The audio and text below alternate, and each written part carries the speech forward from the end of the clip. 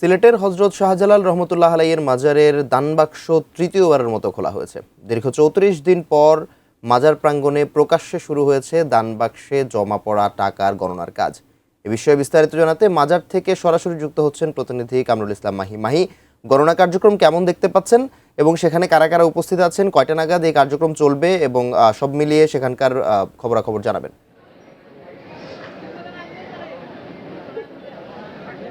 Mahathir, নিশ্চয়ই আপনি একটু যদি আমি ক্যামেরার মাধ্যমে দেখানোর চেষ্টা করি যে মাজারের যে দান বাক্সের যে টাকা প্রকাশ্যে গণনার কার্যক্রম, সেটি এখন কিছুটা বিরতি নেওয়া হয়েছে, কারণ জোহরের নামাজের জন্য কিছুটা বিরতি চলছে। যারা টাকা গণনা করছিলেন তারা বেতনের নামাজ পড়ছেন এবং এর পাশাপাশি আনুষঙ্গিক যে কার্যক্রম সেগুলো আসলে চলছে। ইতিমধ্যেই আপনি দেখতে পাচ্ছেন জেলা প্রশাসন কার্যালয়ের কর্মকর্তা কর্মচারী যারা রয়েছেন তারা মেশিনে টাকাগুলো গণনা করছেন।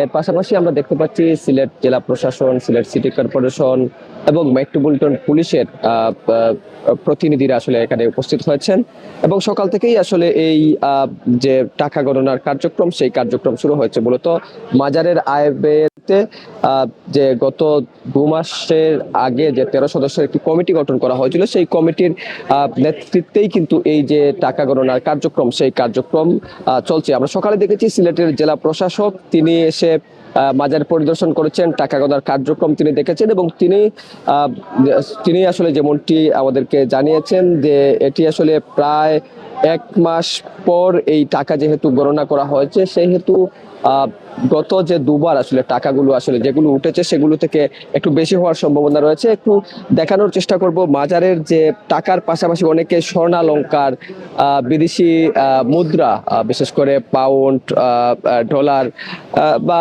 যে মধ্যপ্রাচ্যের যে কয়েনগুলো রয়েছে, মুদ্রাগুলো রয়েছে, সেই মুদ্রাগুলো আসলে অনেকে দান বাক্সে আসলে দিয়েছেন, আমরা সেগুলো আসলে দেখতে পাচ্ছি। এবং আরেকটু যদি জানিয়ে রাখি, জেলা প্রশাসন, স্থানীয় রাজনৈতিক গণ্যমান্য এবং মাজারের মোতোয়াল্লি এবং মসজিদ এবং মাদ্রাসা কর্তৃপক্ষ যারা রয়েছেন তারা এই কার্যক্রমে আসলে তাদের উপস্থিতিতেই এই কার্যক্রম আসলে শুরু হয়েছে এবং এটি তৃতীয়বারের মতো এই যে টাকা গোনার যে কার্যক্রম সেই কার্যক্রম আসলে শুরু হয়েছে। জানিয়ে রাখি সিলেটের যে সাবেক জেলা প্রশাসক সারোয়ার আলম তিনি আসলে এই কার্যক্রম শুরু করেছিলেন। তার পরবর্তী সময়ে 2বার আসলে মাজারের টাকা গণনা হয়েছে, এখন তৃতীয়বারের মতো এই টাকা গণনা করা হচ্ছে এবং এই টাকা গণনা হয়তোবা এখন থেকে প্রায় আরো 1 থেকে 1.5 ঘন্টা হয়তোবা পুরো টাকা গণনার কার্যক্রম বা প্রক্রিয়া শেষ করতে সময় লাগবে।